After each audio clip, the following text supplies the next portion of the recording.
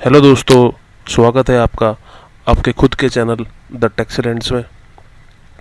आज हम बात करेंगे न्यू बिलिंग के बारे में। जो बात चल रही है कि 1 अक्टूबर से कुछ बिल बनाने का तरीका चेंज हो गया है, तो उसके बारे में मैं आपको बताना चाहता हूँ कि ये जो कह रहे हैं कि 1 अक्टूबर से बिल का जो बनाने का तरीका है वो चेंज हुआ है, ऐसा कुछ नहीं है। ये बहुत पहले ही रूल 114B में इनकम टैक्स डिपार्टमेंट ने जारी किया हुआ था कि हमें किन किन ट्रांजैक्शन पर पैन देना है।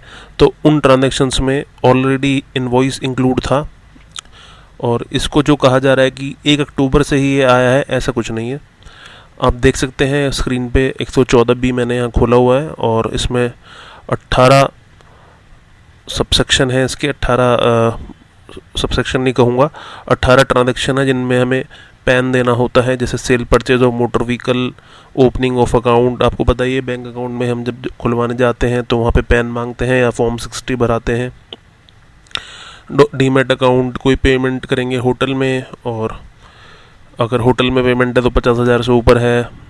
Payment to a mutual fund अगर 50,000 से ऊपर है। पेमेंट टू अ कंपनी और an institution for acquiring debenture और बॉन्ड, उसमें भी 50,000 रुपये है। तो इस तरह से ये जो लिमिट है और ये जो ट्रांजैक्शन है ये पहले से ही इनकम टैक्स के अंदर थी। और 18वां पॉइंट आप देखिए, सेल और purchase by any person of goods और services of any nature other than those specified at serial number 1 to 17 of this table. यानी 1 से 17 के अलावा जो भी ट्रांजैक्शन है, अगर वो 2 लाख से ऊपर की हैं तो उन पे हमें पैन डालना मैंडेटरी है।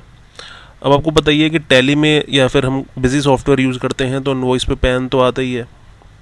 अगर नहीं भी आता है तो मैं आपसे गुजारिश करूँगा कि आप उसको स्टार्ट कर लीजिए, कि आप पैन देना स्टार्ट कर दें, बायर का भी और सेलर का भी। क्योंकि 2 लाख से ऊपर ट्रांजैक्शन हमें ध्यान नहीं रहेगा कि भाई हमें किस पे देना है, तो आप सभी ट्रांजैक्शन पे ये एप्लीकेबल कर दीजिए कि पैन दोनों का ही आए।